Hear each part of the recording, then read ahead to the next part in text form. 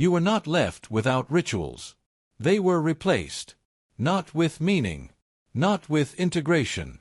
But with repetition. You scroll. You consume. You distract. You optimize. Each action promises relief. None of them mark change. Ancient rituals ended with transformation. Modern replacements end with return. Return to work. Return to noise. Return to function. You don't notice they are rituals because they never stop. They don't demand witnesses. They don't leave marks. They only ask for time. And time is easier to give than identity. You do not wake up one day and decide to cope. You are trained into it. Long before you can name discomfort, you are shown how to escape it. Noise appears instantly. Movement replaces stillness. Distraction fills every gap. You learn, without being taught, that stopping is dangerous. When rituals disappeared, nothing replaced their endings. But something replaced their function. Loops. Small behaviors repeated often enough to dull sensation. Check something. Scroll something. Fix something. Consume something. Each loop promises relief. None of them promise change. You feel it in your body first. The twitch to reach. The tightening when silence lasts too long. The relief when the loop begins. Ancient rituals expected this tension. They amplified it. They forced you to stay inside it until something broke open. Coping loops do the opposite. They interrupt the moment before it becomes dangerous.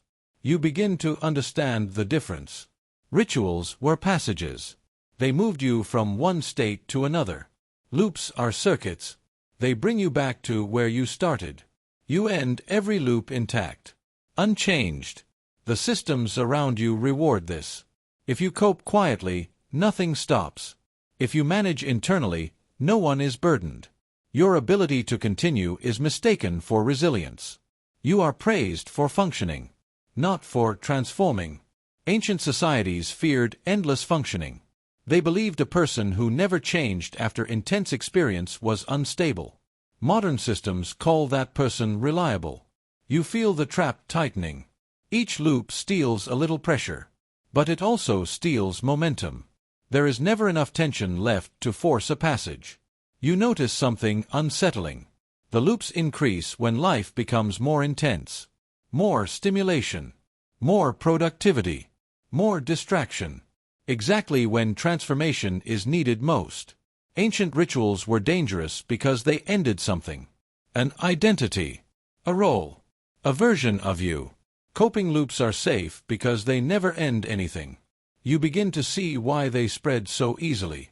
They keep you operational. They keep the system stable. They cost nothing publicly. The price is paid privately. By the end of this part, one truth becomes unavoidable. Coping loops did not replace ritual by accident. They replaced it because they allow pain without pause and survival without change. And you are not broken inside them. You are perfectly maintained. You rarely notice when it begins. There is no announcement. No decision. Emotion rises, and something is already playing. A screen lights up. A voice fills the room. Music enters before silence can finish its sentence. You do not reach for entertainment. It reaches for you. Ancient rituals created space before response. They slowed the moment. They isolated you from noise. They forced attention inward. Entertainment collapses that space instantly. The moment discomfort appears, it is covered. You feel relief. Not because the feeling is resolved, but because it is no longer alone with you. Your nervous system settles. Temporarily. This is regulation, not transformation. You begin to see the pattern. Sadness triggers distraction. Anger triggers noise. Loneliness triggers stimulation. Each emotion has a matching feed. Nothing lingers long enough to deepen. Ancient rituals did the opposite. They intensified emotion deliberately. Grief was amplified until it reorganized identity. Fear was concentrated until it broke into courage or collapse. Entertainment smooths everything into tolerable waves. No peaks. No depths. You are never asked to stay. Stay with the feeling. Stay with the body. Stay with the unanswered question. You are asked to endure. And endurance looks like strength. You notice how early this training begins. Children learn to self-soothe through screens. Silence is treated as a problem to be fixed. Emotion becomes something to manage, not enter. The system rewards this behavior. If you regulate quietly, nothing stops. No one gathers. No one witnesses. No one intervenes. Entertainment replaces ritual not because it is shallow, but because it is effective. It works. It keeps emotion below the threshold where change begins. You feel the long-term cost. Your tolerance increases. You need more stimulation for the same relief. Silence begins to feel dangerous. Rituals ended with stillness. Entertainment ends with craving. The moment it stops, the feeling returns, unchanged. You begin to understand the quiet exchange that took place. Transformation was traded for regulation. Depth was traded for continuity. Entertainment did not replace ritual as meaning. It replaced ritual as emotional control. And you are calm, but unfinished. You are told structure will save you. Wake earlier. Move faster. Track everything. Discipline is offered as the answer to discomfort, not transformation. Control. You feel the appeal immediately. Schedules feel grounding. Metrics feel reassuring. Progress feels measurable. Unlike emotion, numbers do not argue back. Ancient rituals also used structure. Fixed times. Repeated actions. Physical strain. But their purpose was never efficiency. It was redefinition. You begin to notice the difference in your body. Work exhausts you, but does not empty you. Training strengthens you, but does not mark you. You improve. You do not cross. Optimization borrows the outer shell of ritual. Sacrifice. Repetition. Commitment. But it removes the inner danger. There is no symbolic death. No loss of identity. No moment where you are no longer who you were. You are encouraged to push harder. Pain becomes proof. If it hurts, it must be working. But the pain leads back to the same self. Stronger. More productive. Still familiar. Ancient societies were suspicious of endless self-improvement. They believed a person who only accumulated strength without surrender became unstable. Modern systems reward exactly that person. You feel respected when you optimize. Others admire your discipline. You are seen as reliable. Focused. No one asks what you are running from. Work becomes a place to hide. Fitness becomes a place to discharge emotion. Neither requires witnesses. Neither requires reintegration. You notice how exhaustion replaces reflection. When you are too tired to feel, the system considers that success. Ritual demanded surrender. Optimization demands output. One ends identity. The other preserves it indefinitely. You begin to understand the deeper function. These systems do not change who you are. They stabilize you enough to continue. By the end of this part, one truth becomes clear. Work, fitness, and optimization replaced ritual not because they heal, but because they exhaust. And an exhausted person does not ask for transformation. You are encouraged to speak. At first, this feels like progress. Words begin to form around experiences you never named. Stories organize themselves. Patterns appear. You feel lighter, briefly. Ancient rituals also used language, but only at specific moments. Only in contained spaces. Speech followed ordeal. It did not replace it. Modern systems reverse the order. You are invited to talk before anything has ended. You analyze while still inside the experience. You explain while nothing has resolved. You notice how insight becomes addictive. Each realization promises relief. Another session. Another book. Another framework. Understanding feels like movement. But movement is not passage. You are praised for awareness. For vocabulary. For self-knowledge. No one asks whether anything has closed. Ancient rituals marked clear thresholds. Before. during, after. Modern processing has no after. There is always more to unpack. You begin to sense the loop. Healing becomes something you do, not something that happens. You are always working on yourself. Never finished. The system depends on this. An unfinished person returns. A finished one would leave. You feel the pressure to stay engaged, to keep processing, to keep refining. Stopping feels irresponsible, as if ending the work would mean denial. Ancient societies understood a danger modern ones ignore. Endless introspection collapses inward, without witnesses, without ceremony, without reintegration. Self-examination becomes self-containment.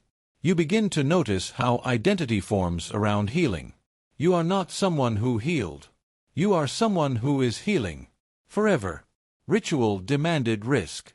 You could fail. You could break. You could not return as you were. Infinite processing demands safety. Nothing irreversible is allowed. You understand now why this system spread. It appears compassionate. It offers care without disruption. It promises relief without endings. Therapy and self-help did not replace ritual as transformation. They replaced it as conversation. And conversation, without closure, becomes another loop. You are no longer alone. At least, it feels that way. You speak, and someone reacts. You reveal, and someone responds. A signal comes back. In ancient rituals, witnesses were essential. Elders, kin, the tribe. They did not just see. They held responsibility for what happened to you. Modern platforms offer a different kind of witness. Instant, numerous, ephemeral. They see, but they do not stay. You share fragments of yourself. Pain compressed into captions. Grief filtered. Anger softened so it can be liked. The response arrives quickly. Hearts, comments, views. For a moment, your nervous system settles. You have been acknowledged. But nothing changes afterward. No one is responsible for your return. No one reintegrates you. The witnessing ends the moment the feed refreshes. Ancient witnesses carried obligation. If you broke, they helped rebuild. If you crossed, they marked your new place. Digital witnesses carry none. You begin to notice the pattern. You must keep sharing to stay seen. Silence feels like disappearance. Pain becomes content. Identity becomes performance. Vulnerability becomes currency. You feel safer expressing online than in your body. Safer than in your family. Safer than in your community. Because nothing is demanded back. But that safety has a cost. Without responsibility, witnessing becomes consumption. Others feel for you. Then scroll on. You start shaping yourself for the witness. You edit emotions to remain legible. Extreme enough to matter. Controlled enough to be acceptable. Ritual witnessing was slow. It unfolded over days. Sometimes weeks. Social witnessing lasts seconds. You realize something unsettling. The platform remembers you. But no one on it does. And yet, you return. Because being seen briefly feels better than not being seen at all. Social media did not replace ritual witnessing. It replaced community obligation. You are visible everywhere. Held nowhere. You reach for relief. Not meaning. Not transformation. Just enough numbness to continue. In ancient societies, altered states were rare and guarded. Plants. Fasting. Drums. Pain. They were used deliberately. They were contained. They were followed by reintegration. Modern systems flood you with altered states. Without preparation. Without elders. Without return. You do not cross a threshold. You hover. Stimulation becomes constant. Food. Pornography. Substances. Dopamine loops. Each offers escape without passage. You notice how quickly relief decays. What worked yesterday barely works today. So you increase the dose. Not to feel more, but to feel anything. Ancient initiations used intensity to break identity. Modern addiction uses repetition to preserve it. You remain the same person. just more dependent. No one explains what is happening to you. There is no name for the moment you slipped. No ritual marks your fall. So you blame yourself. You call it weakness. You call it lack of discipline. But the structure is missing. There is no container. No beginning. No end. Addiction thrives where initiation once stood.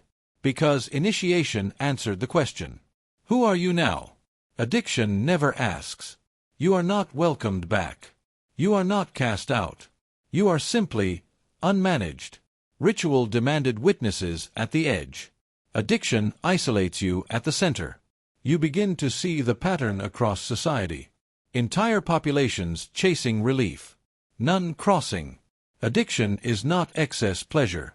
It is failed initiation. And without initiation, the system produces dependency instead of meaning. You begin to wonder why none of this ever resolves. Why coping leads to more coping. Why processing never finishes. Why relief always fades. The answer is not failure. It is design. Modern systems are not built to end anything. They are built to stabilize you just enough to continue functioning. Not healed. Not transformed. Operational. Ancient rituals were expensive. They stopped work. They disrupted families. They risked lives. They produced people who could not simply return to their old roles. Modern societies cannot afford that. They require predictability, continuity, endless participation. You are needed as a worker, as a consumer, as a node. A system that truly ends you would interrupt the flow. So instead it loops. Coping instead of crossing. Regulation instead of ordeal. Optimization instead of surrender. Processing instead of closure. Witnessing without obligation. Addiction without initiation. You begin to see the whole structure at once. Each replacement solves a short-term problem. None solve the human one. Ending is dangerous. A person who has ended something, who has died symbolically and returned, is harder to manage. They are less afraid, less dependent. Ancient societies knew this, which is why initiation was rare, supervised, and sacred. Transformation creates power. Modern systems distribute comfort instead. Comfort pacifies. Transformation disrupts. You feel the tension now. Nothing is wrong enough to justify ending. Nothing is right enough to satisfy you. So the systems persist. Not because they work, but because they prevent collapse. You realize the final truth. No one is coming to end this for you. There will be no official ritual. No sanctioned crossing. The absence is permanent. What you do with it is not. One meaning remains. These systems cannot end, because endings create people who no longer need them.